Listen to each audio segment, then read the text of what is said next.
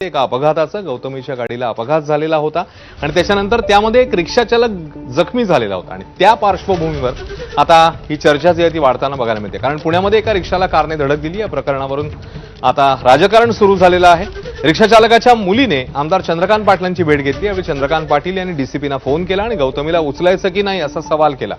एकीकडे कुख्यात गुंड निलेश घायवळ प्रकरणी मौन बाळगणारे चंद्रकांत पाटील यांनी गौतमी पाटीलच्या कार अपघात प्रकरणी मात्र आक्रमक पवित्रा घेतल्यानं चर्चा सुरू झाली आहे।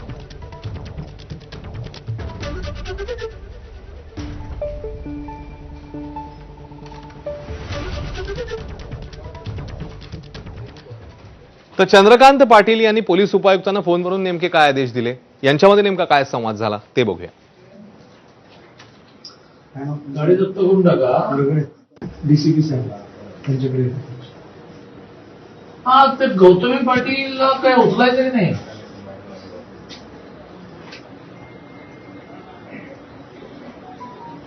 अरे हो, पण ती गाडी कोणाची तरी आहे की नाही? हा हो, पण मग आता हा जो रिक्षावाला सिरियस आहे।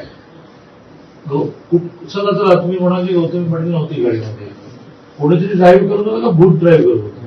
तुझं कोण ड्राईव्ह करत होतं त्याला पकडायला लागेल ना। पकडला, केस दाखल केली, बरं मग तो कुठे आता? मग तुझी गाडी कुठे आहे? गाडी जप्त करून टाका आणि ती गाडीची मालकीन नाही गौतमी पाटील असेल त्याला नोटीस द्या। दरम्यान सुरुवातीला डीसीपींना फोन करणाऱ्या चंद्रकांत पाटील यांनी आता प्रत्युत्तर दिले, स्पष्टीकरण दिले आणि त्यासोबतच रोहित पवार यांच्या आरोपांवरही त्यांनी भाष्य केलं। बघूया। तो रिक्षावाला सिरियस आहे बरं। आता दिवसभर त्याचं खूप तुम्ही सोशल मीडियात चालवलं की तिला कोणी पकडणार आहे की नाही, ह्या होणार। संध्याकाळी मी माझ्या आमदार कार्यालयात बसलो असताना त्या रिक्षावालीची मुलगी येऊन दाया मोकळून रडायला लागली। मग मी म्हटलं की कोण डीसीपी आहे, लावा।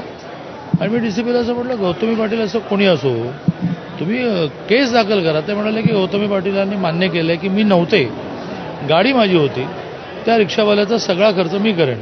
म्हटलं बघ तेवढं मागे लावून करून घ्या, संपला विषय।